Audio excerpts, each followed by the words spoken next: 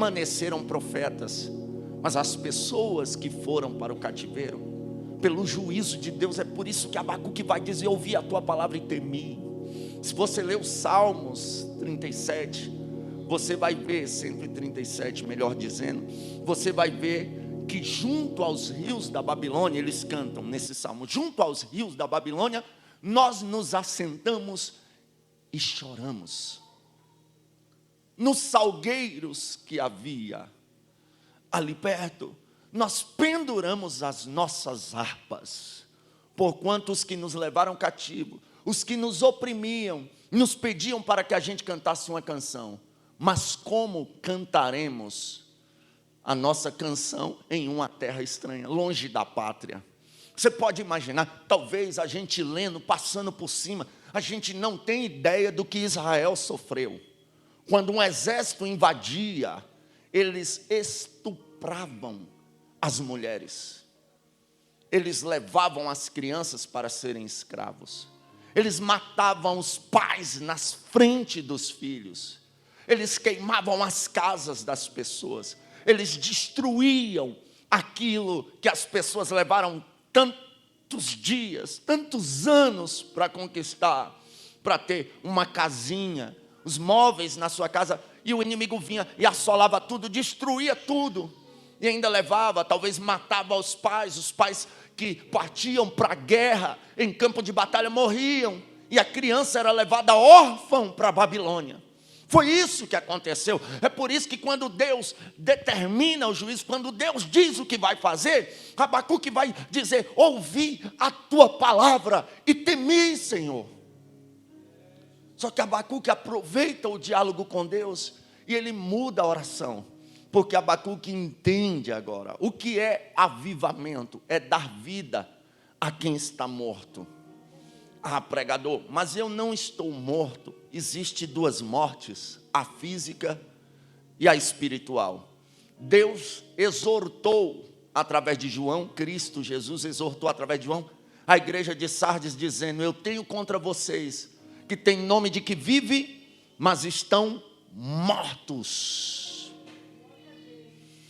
A igreja de Sardes foi uma igreja que foi fundada próximo aos dias de Jesus.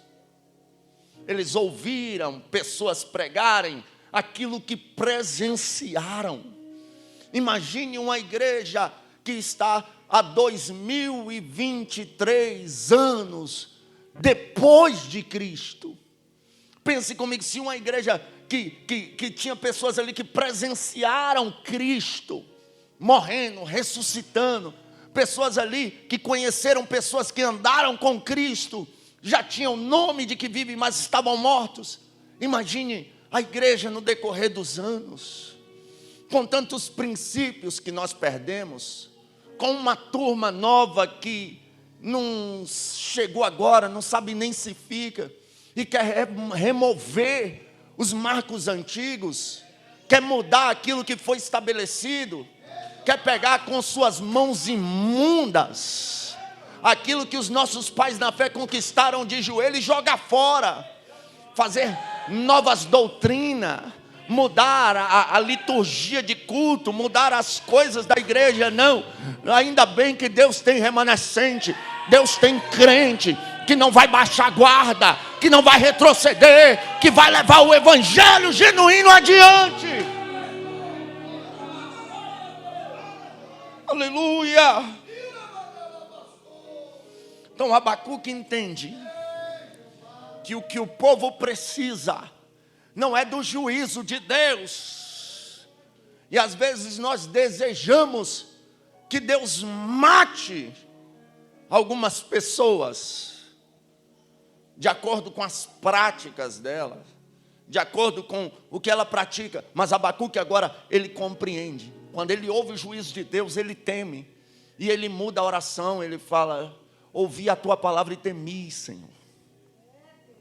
Aí ele vai aproveitar o diálogo com Deus e vai dizer: aviva, Senhor, a tua obra. E no meio dos anos a notifica. Aí ele aproveita e fala: na tua ira, lembra-te da misericórdia. Ele sabe que a ira vai vir de todo jeito, mas ele aproveita que Deus decidiu atentar para a oração dele. E ele vai falar: na tua ira, Deus, lembra-te da misericórdia. Aviva. Abacuque entende que melhor do que o traficante morrer é ele ser salvo e virar um pregador do evangelho. Melhor do que a prostituta morrer é ela ser salva, virar mãe de família, virar uma missionária, uma cantora do Senhor. Melhor que a dançarina de funk ser morta, aleluia, no meio do tráfico das drogas, é ela ser salva. Em vez de dançar rebolando até o chão, ela marchar na presença de Deus. Abacuque entende que melhor do que o pervertido, o macumbeiro, feiticeiro, seja lá o que for, aleluia, se perca, que ele seja avivado, ou seja, que ele receba a vida que Jesus disse, aleluia, eu sou o caminho, a verdade e a vida. Aquela que Jesus disse: eu sou o pão da vida, eu dou a água da vida, eu sou a ressurreição e a vida. Louvado seja o nome do Senhor dos Exércitos. O ladrão veio senão para matar, roubar e destruir, mas eu vim para que tenham vida e vida com abundância. Aleluia.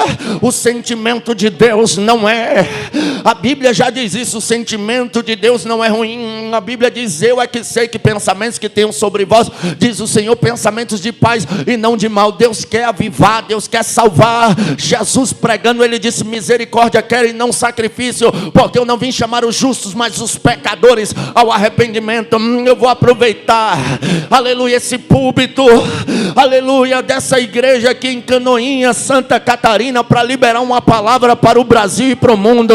Aleluia. Que Deus avive a obra dele nessa nação. Que Deus salve drogado, prostituta, ladrão, periculoso, seja lá o que for. A esperança para você: Cristo morreu para te salvar.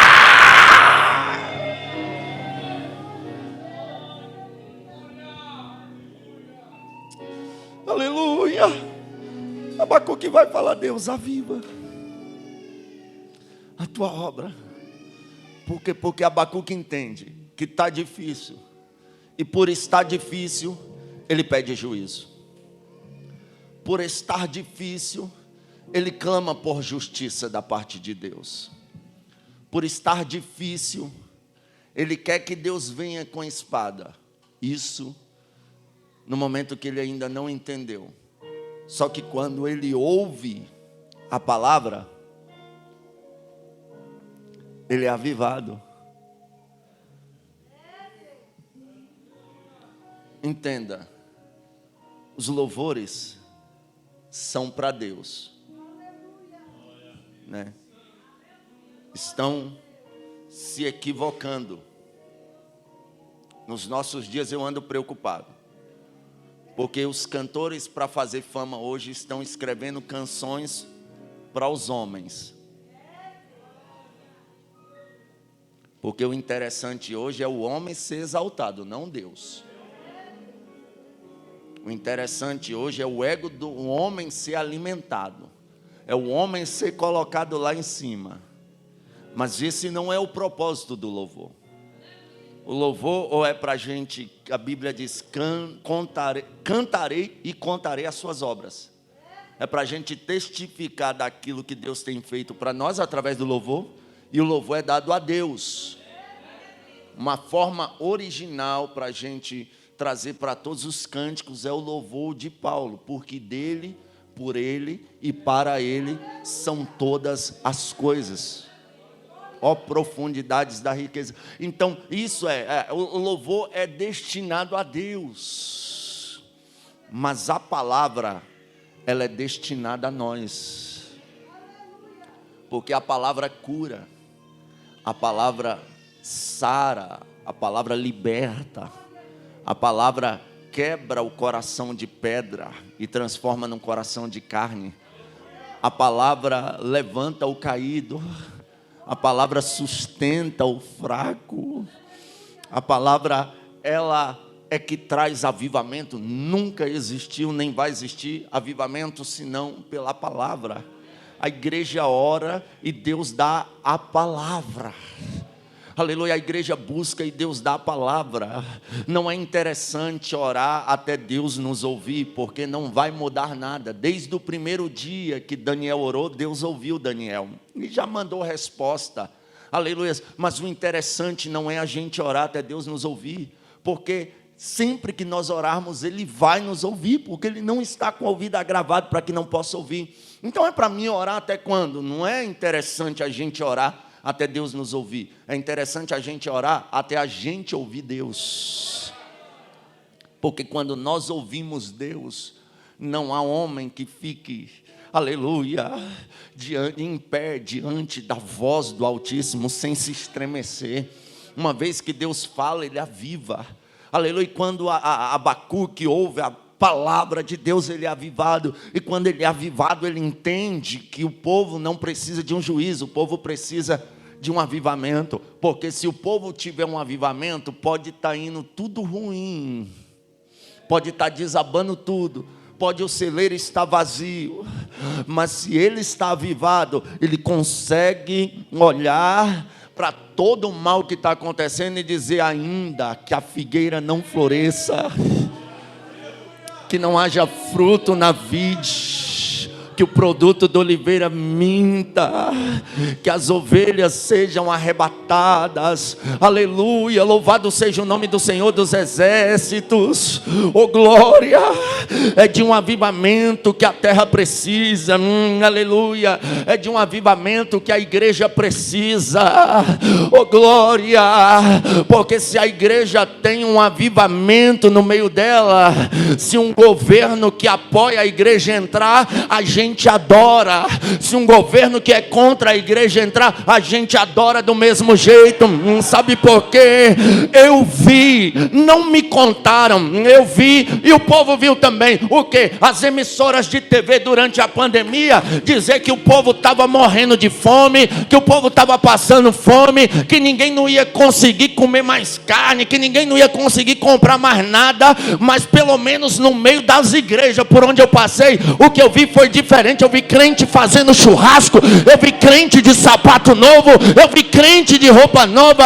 E detalhe, eu nunca vi tanto crente sair do aluguel e comprar carro igual nos dias que a terra está passando por dificuldade. Por quê? Porque as portas aí da terra fechou tudo, fechou restaurante, fechou bar, fechou rodoviária, fechou aeroporto, mas a porta do céu que Jesus abriu para a igreja, ela permaneceu aberta.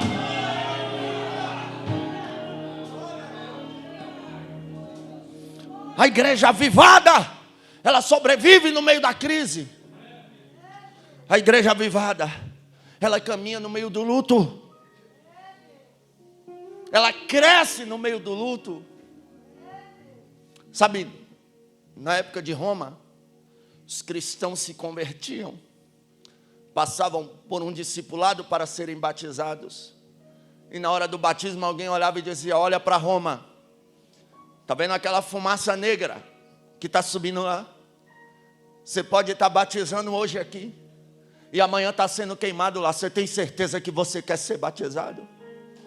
E a pessoa dizia: quero. E era batizado. E muitos foram batizados num dia e queimados naquela fogueira no outro. Mas não negaram a fé.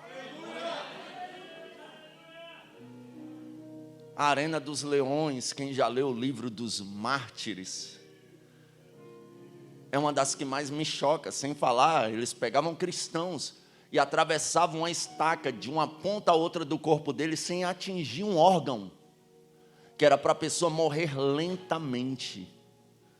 Queimavam as pessoas. Pense comigo na Arena dos Leões, uma família. Criança tem a ideia que um leão é um gatinho grande. Eu fico pensando comigo, ali uma família, e de repente os leões vêm, e a criancinha falando: papai, olha lá o leão, que bonitinho. E o pai abraçado com a mãe e as crianças, aguenta firme. Já já a gente se encontra na glória. E eram despedaçados. Amarravam cristãos em carro de boi, amarravam os braços de um lado, as pernas no outro carro de boi, batiam nos bois, os bois saíam e arrancavam braços, pernas, saíam arrastando o corpo deles pela rua. Pergunta se eles negavam a fé. Matavam seus filhos na sua frente. Pergunta se eles negavam a fé. Por quê? Porque eles estavam avivados. Aí eu me pergunto, falamos tanto de avivamento, cantamos tanto sobre avivamento, falamos tanto que somos avivados, mas queremos mudar de igreja por causa de fofoca. Queremos pedir carta por causa de fofoca. Queremos entregar tudo por causa porque o irmão não gostou da minha pregação, eu não vou pregar mais. O irmão não gostou do meu louvor, eu não vou cantar mais. Será que estamos avivados?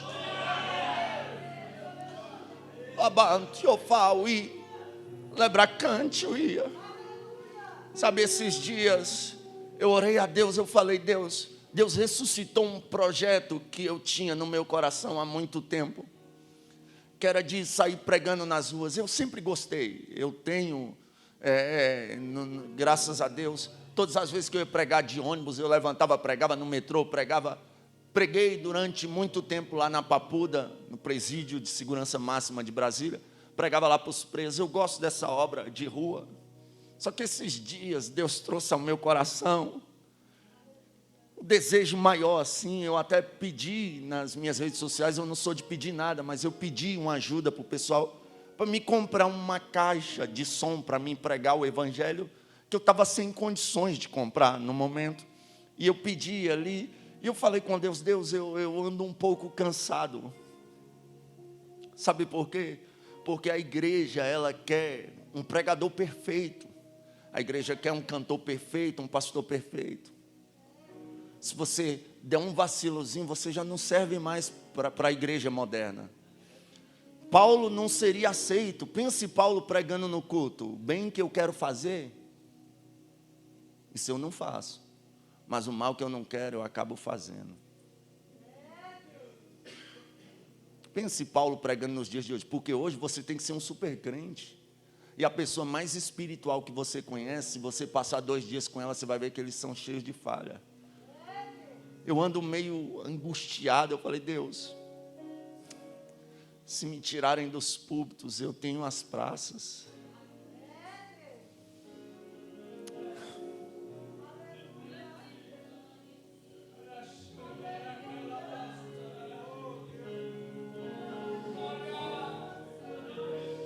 Só que eu tenho visto os irmãozinhos voltar para a rua para evangelizar. Eu tenho visto os crentes pegar a caixinha de som e voltar para as ruas. E eu profetizei isso nos anos 2010. Eu profetizei, toda mensagem eu falava, os crentes vão voltar para as praças, os crentes vão voltar para as ruas. Aleluia, lá, meu querido pastor, aonde não tem oferta, aonde não tem hotel, aonde não tem passagem de avião, mas tem um porém, tem alguém lá derramando lágrimas ao ouvir a mensagem. Tem alguém lá morto que vai receber vida através do evangelho. Eu vou liberar mais uma palavra profética. Deus vai avivar essa igreja, e através do avivamento que Deus trará para cá, Ele vai avivar a cidade de Canoinhas, Ele vai avivar o estado de Santa Catarina, Ele vai avivar o sul do país, Ele vai avivar o Brasil, Ele vai avivar as nações. John Wesley disse, Deus me dá 100 homens que não tema nada a não ser o pecado, e eu abalarei o mundo. Se aqui tiver pelo menos 10, se prepara que o mundo é nosso.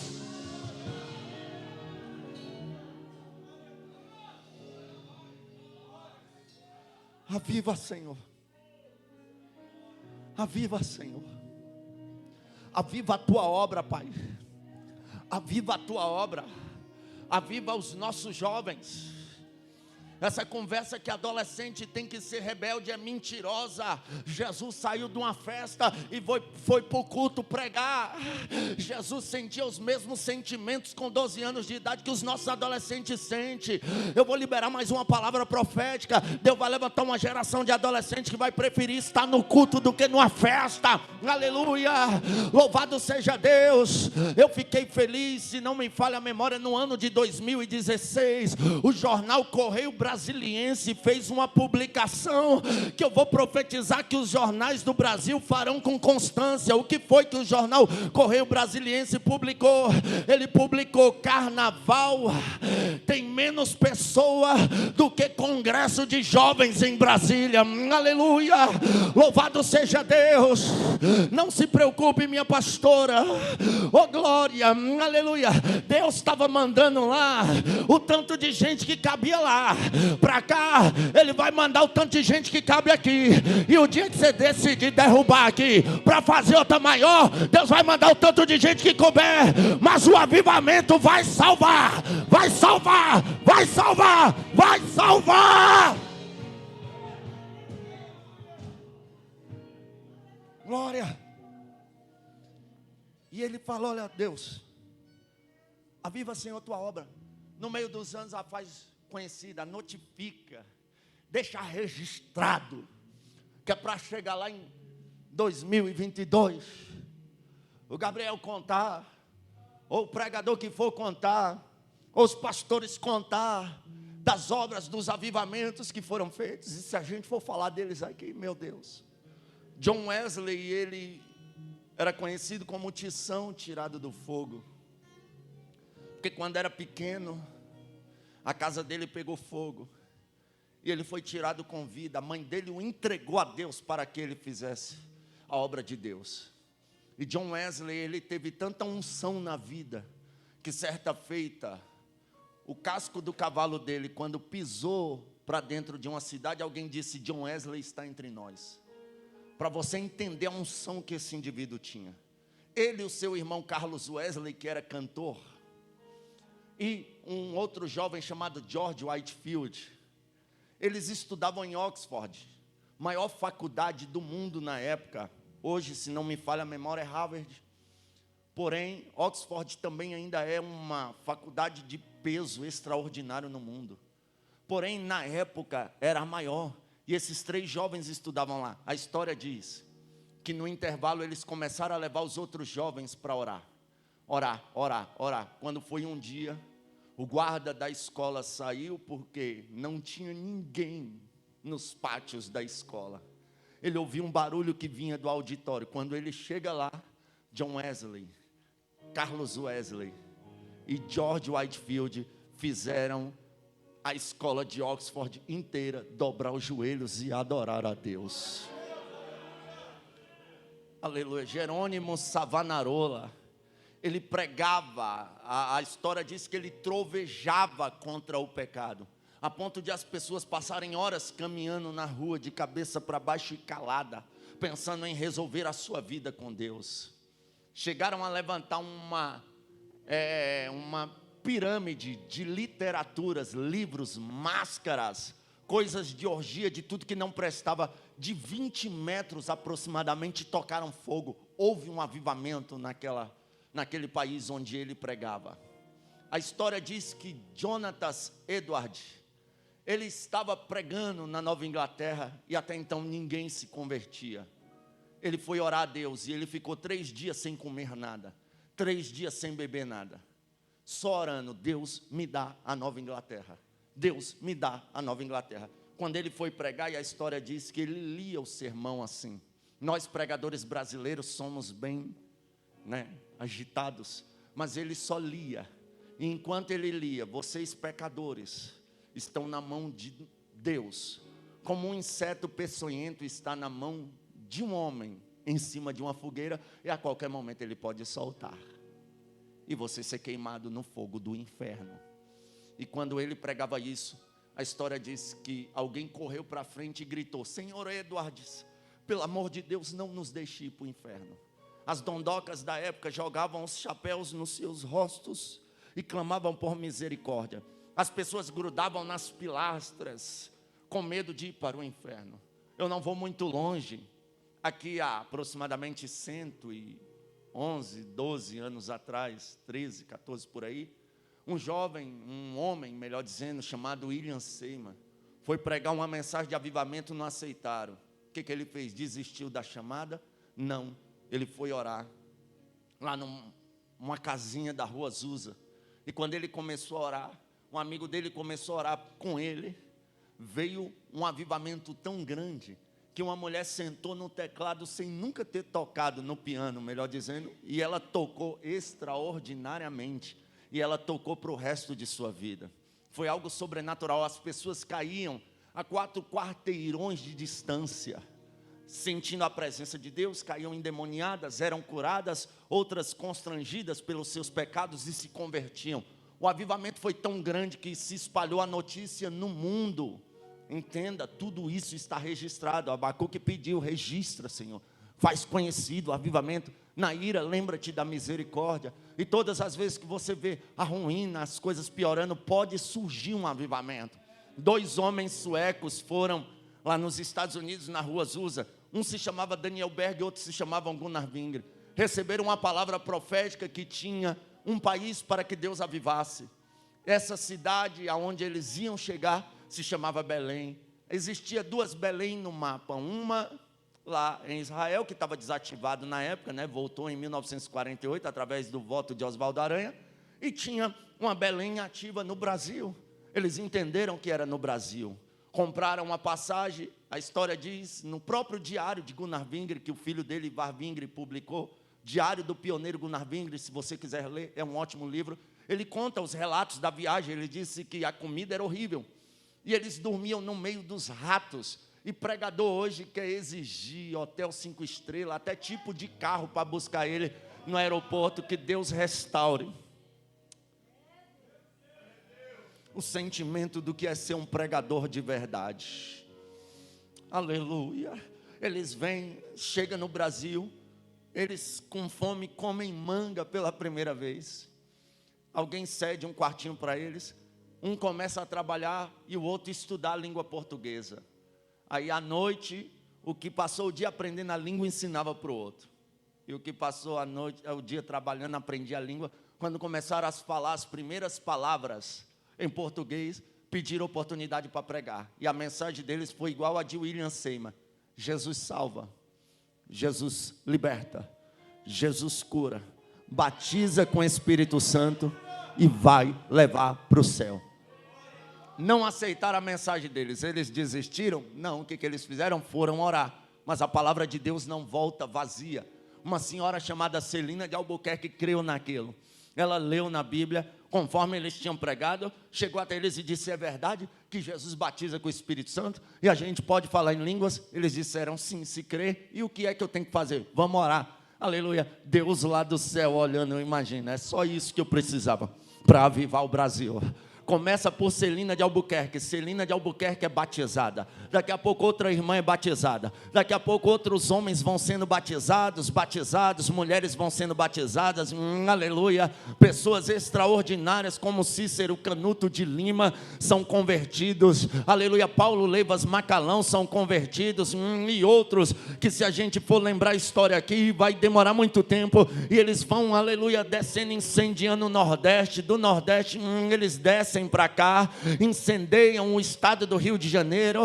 Aleluia. Lá no Rio de Janeiro foi determinado, aleluia, que o campo ali da Madureira ficasse ali com o irmão Paulo Macalão. E o próprio Gunnar Wingre fala: o irmão Macalão era de muito valor. E eles desceram. Isso que me chama a atenção, está escrito no Diário do Pioneiro. Ele falou: e nós fomos para o Mato Grosso abrir trabalho para que o povo não pensasse que a gente estava de olho em dinheiro. Pastores, que Deus vai ter com vocês no dia do juízo. Hoje vocês brigam para estar em frente de convenção, vocês brigam por poder, vocês brigam para manter a família, mas não foi isso que Daniel Berg e Gunnar Wingre nos ensinaram. Eles nos ensinaram que a obra de Deus, Deus põe quem quer, Deus faz com quem Ele quiser fazer. É hora de deixar o Espírito escolher novamente.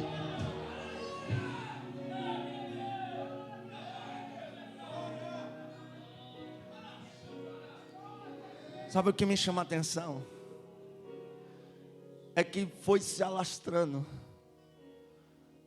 Norte, Nordeste,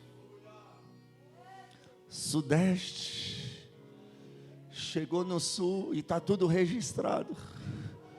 E foi chegando em todos os estados do Sul: Paraná, Santa Catarina, Rio Grande do Sul, chegou na cidade de Canoinhas. E se estamos aqui, é porque o avivamento ainda está acontecendo. A igreja não parou, a igreja não vai parar, aleluia, oh glória, alabando que face, arabaia séria. O que Deus precisa é de pessoas dispostas para dar continuidade, aleluias. Eu encerro aqui, eu congreguei com o pastor Marcos José Faria, foi um dos homens de Deus com muita unção, com mais unção, um homem que eu conheci com mais unção, foi esse homem, saudoso Marcos José Farias. Pastor Marco, ele fez hemodiálise durante aproximadamente 14 anos. Todas as pessoas que começaram a fazer hemodiálise com ele, ele viu morrer, e ele permaneceu. E um dia, ele dando uma doutrina, ele claramente falou que Deus vinha buscar ele, deixou bem claro isso a qualquer momento. Aí ele disse, olha, hoje a gente ora para os jovens irem para a faculdade, que não é errado. Hoje a gente ora para as pessoas serem bem-sucedidas, que não eram errado. Mas, na minha época, ele disse, a gente orava para quem queria se entregar, para fazer a obra de Deus, para ir para a missão. E, de fato, os seminários antigamente eram lotados. EBAD, FATAD, está aí, o pastor viveu na época, os seminários eram tudo cheio de jovens doidos, para serem missionários, para serem evangelistas. Eu conheci uma moça que ela estudou bastante para ser missionária em Guiné-Bissau. Era isso, o desejo dos jovens era ser cheio do Espírito Santo, sair por aí ganhando almas para Deus. Mas de um tempo para cá as coisas mudou. E o pastor Marcos falou, olha, eu tenho mais de 60 anos na obra de Deus. Gastei minha saúde todinha na obra de Deus. E se eu voltasse no tempo agora, de quando eu era rapaz, quando Deus me chamou, ele disse, eu faria tudo de novo.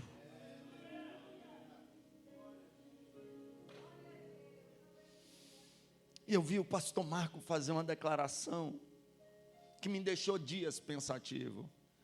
Ele disse, eu sei que estou prestes a partir, e me preocupa como vai ser a igreja que os meus netos vão congregar. E se você sentar com os obreiros antigos, tem dia que eles não suportam nem vir para o culto, de tanta palhaçada gospel, me desculpe a expressão, que tem acontecido no meio das igrejas, de tanto que as coisas mudaram. Aleluias. Eu não disse ao pastor Marco, mas se ele estivesse vivo hoje, eu diria a ele, pastor Marco, o dia que Deus te chamar, vá em paz. Porque eu sei que pelo menos eu, em um bom grupo de pessoas de Canoinhas, vai se colocar à disposição para que essa chama não se apague. Teve uma das Olimpíadas da Grécia, a gente sabe que as Olimpíadas da Grécia, quando acenderam aquela tocha, foi determinado que ela nunca se apague, né? Aquela tocha, ela nunca pode se apagar. E todo ano de Olimpíadas, os atletas dão uma volta olímpica com a tocha.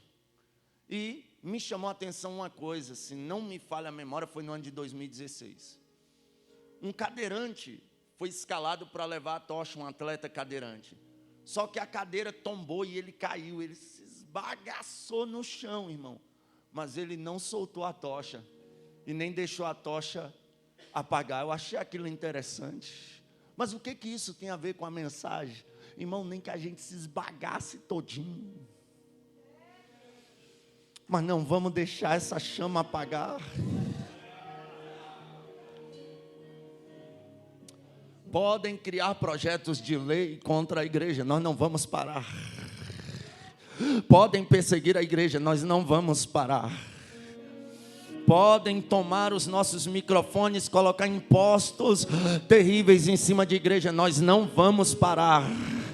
Podem tentar queimar literatura, inventar lei para parar aquilo que está na Bíblia de ser pregado. Nós não vamos parar, nem que seja com a vida, nem que seja com a vida, nem que seja com a vida. Certa feita pegaram um menino crente e começaram a bater nele para ele parar de falar de Jesus. Ele dizia: Jesus salva, aleluia, louvado seja Deus. Começaram a espancar ele, ele dizia: Jesus salva. Furaram os olhos dele, ele disse: Jesus salva. Cortaram os dedos dele, ele disse: Jesus salva. Cortaram a língua dele, ele pegou o dedo sangrando e escreveu com sangue: Jesus salva. Nós não vamos parar, o evangelho continuará a ser pregado. Quem se candidata para que o avivamento prevaleça, levante a mão e adora.